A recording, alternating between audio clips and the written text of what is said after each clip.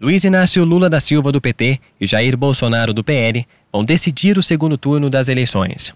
Conforme dados do Tribunal Superior Eleitoral, com 99,9% das urnas apuradas, o petista soma 48,43% dos votos válidos, enquanto o presidente acumula 43,20%, uma diferença de pouco mais de 6 milhões de votos. Essa é a menor desde 2006. O que fica para ser decidido no dia 30 de outubro é o destino dos votos que foram para Simone Tebet, do MDB, e Ciro Gomes, do PDT. Juntos, os outros dois candidatos que foram mais bem votados, apesar da distância, são mais 8.514.491 eleitores que podem destinar a escolha para Lula ou Bolsonaro, ainda sem contar as abstenções, que passaram de 32 milhões.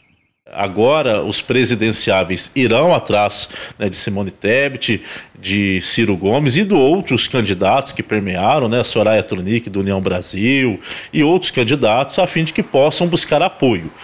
A sinalização nesse momento, pelo menos o que a gente observa, é que Simone, pelo próprio embate que teve ao longo dos debates com o presidente Bolsonaro, deva ou apoiar o ex-presidente Lula ou se posicionar de forma neutra. Mas pela fala dela na entrevista de ontem, é bem provável que ela sim se posicione em relação ao ex-presidente Lula.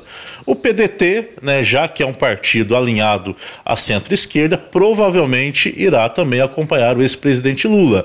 Embora nós observamos que existem mágoas do Ciro Gomes com o Lula. Então, do candidato em si, nós não sabemos ainda qual será o seu posicionamento. Em Minas, Romeu Zema, do Novo, confirmou o favoritismo sobre Alexandre Calil, do PSD, e decidiu as eleições ainda no primeiro turno, com 56,18% dos votos válidos. Romeu Zema, ele entrou de forma surpreendente na eleição passada, mas ele desenvolveu um bom trabalho no sentido de organizar as contas públicas, que naquele momento estavam muito bagunçadas, com o funcionalismo público recebendo de forma escalonada, com os municípios não recebendo os recursos que obrigatoriamente o Estado deve repassar.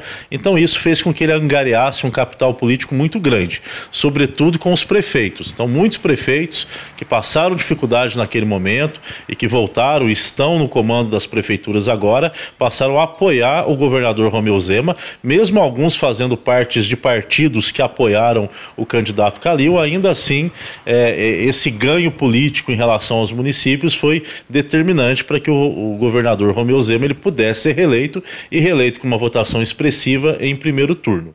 Como deputado federal mais bem votado da história de Minas, Nicolas Ferreira, de 26 anos, somou 1.492.047 votos. Filiado ao PL e apoiador de Bolsonaro, o jovem ganhou corpo político em Minas como vereador de Belo Horizonte.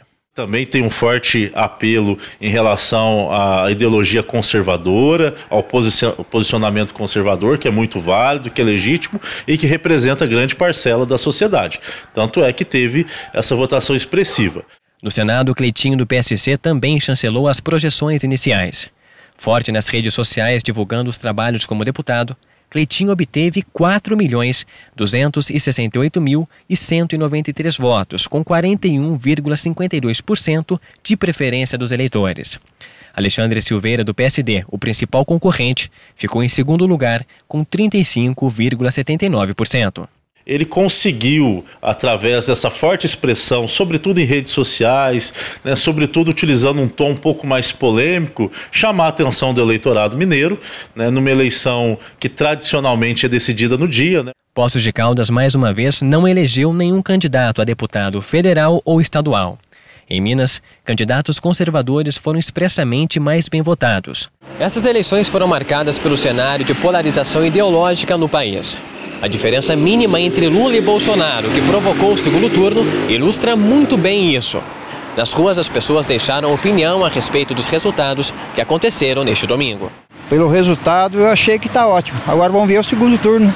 A cidade merece ter um deputado, mas não em torno de um. Merece ter os 4 deputados, como nós já tivemos aqui antigamente.